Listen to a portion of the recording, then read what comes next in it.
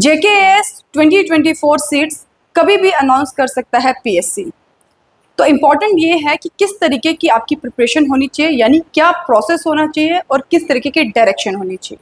तो इस वीडियो में मैं आपको कुछ टिप्स बताऊंगी कि आपको किस डायरेक्शन में अपनी प्रिपरेशन को लेके जाना है। हेलो एवरीवन, आप सबका स्वागत है द ऑफिसर्स में। सबसे पहली टिप है एनवायरनमेंट। बहुत इंपॉर्टेंट है कि चाहे आप कोई ऑफलाइन कोचिंग ले रहे हैं या आप ऑनलाइन कोचिंग ले रहे हैं या फिर आप खुद से घर पे बैठ के पढ़ रहे हैं, आपका इन्वायरमेंट जो है वो अप्रोप्रिएट होना चाहिए। दैट मीन्स कि you should start your preparation under the guidance of expert faculty, ताकि आपकी प्रिपरेशन के दौरान आपको डिस्करेजमेंट ना हो सके, आप डिसअपॉइंटेड ना हो सके।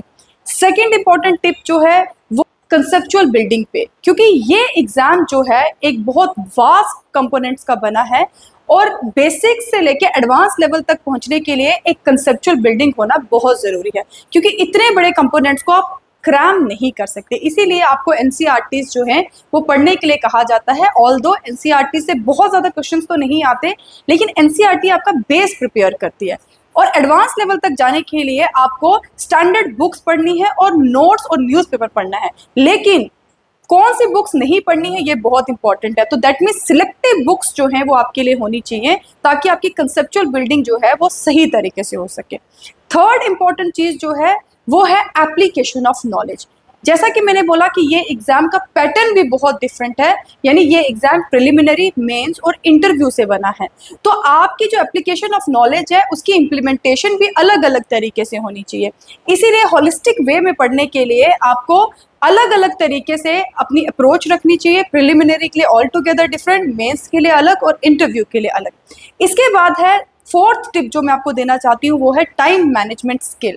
ये बहुत इंपॉर्टेंट है क्योंकि इस एग्जाम में बहुत समय लगता है इस एग्जाम को प्रिपेयर करने के लिए और ज़्यादातर फोकस जो है वो आप लॉन्ग आवर्स पे करते हैं। लेकिन मैं आपको एक टिप देना चाहती हूँ कि लॉन्ग आवर्स पढ़ना जो है वो सही नहीं है। आपको सबसे पहले कंसंट्रेशन के साथ पढ़ना है, आपको कंसेप्चुअल बिल्डिंग करनी है, तो जो आपकी लॉन्ग आवर्स पढ़ने की कैपेसिटी है वो ऑटोमेटिकली जो है वो बढ़ जाती है। इसके अलावा है memorisation. I am telling you one thing that memorisation is a wrong process. Yes, you heard it right. आप इस पूरे एग्जाम को, इस पूरे कंपोनेंट्स को कभी भी मेमोराइज नहीं कर सकते।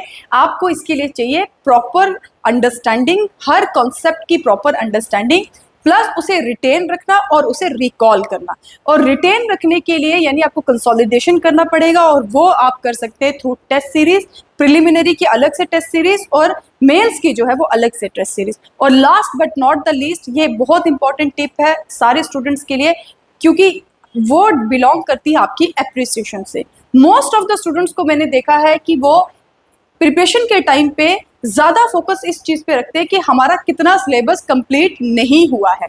तो उससे क्या होता है कि आपकी डिस्करेजमेंट होती है, आप बहुत ज़्यादा डिस्करेज्ड होते हो। तो फोकस इस चीज़ पे रखना चाहिए कि आपने कितना सिलेबस कंप्लीट कर लिया और कितना कंसोलिडेट कर लिया। उससे ये होता है कि आप अपने आप को अप्रिशिएट करते हैं और जब आप अप्रिशिएट करते हैं तो मेंटल ट्रॉमा कम होता है, क्योंकि मेंटल ट्रॉमा आपके फिजिकल वेलबींग को भी जो है वो इफेक्ट करता है। तो बहुत इंपॉर्टेंट है कि इस पूरी प्रिपरेशन में आप अपने आप को अप्रिशिएट कीजिए।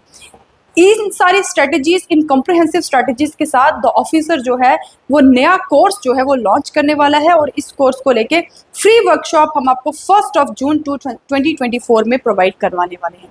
इसमें हम आपको बताएंगे कि किस तरीके से हमारे इंपॉर्टेंट फीचर्स है जो आपकी प्रिपरेशन को एक राइट डायरेक्शन में लेके जाएंगे। जैसे 5+2 पैटर्न में 5 डेज आपकी क्लासेस हैं और 2 डेज आपके टेस्ट हैं, जो आपको आपके पूरे प्रोसेस को इंटीग्रेट वे में करवाने की हम कोशिश करेंगे, ताकि आप मेमोराइजेशन पे नहीं बल्कि कंसेप्चुअल बिल्डिंग पे और कंसोलिडेशन पे फोकस कर सके। प्लस हमारा इंटीग्रेटेड कोर्स है।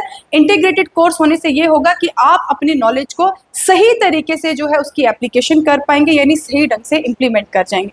और प्लस सबसे इंपॉर्टेंट एप्रिसिएशन, इसीलिए हमने हर एक बैच में सिर्फ 30 स्टूडेंट्स रखे हैं, ताकि हम बच्चों को इस तरीके से गाइड करें कि वो अपनी प्रिपरेशन के टाइम पे अपने आप को अप्रिशिएट कर सके। इसीलिए हम इंडिविजुअल डिफरेंसेस पे बहुत फोकस करते हैं, 30 स्टूडेंट्स पर बैच। तो ऐसे ही एग्जाम्स को पास करने के लिए एक एनलाइटनमेंट की ज़रूरत है और ये एनलाइटनमेंट हम आपको देने वाले हैं अपनी free workshop, that is 1 June. Thank you so much.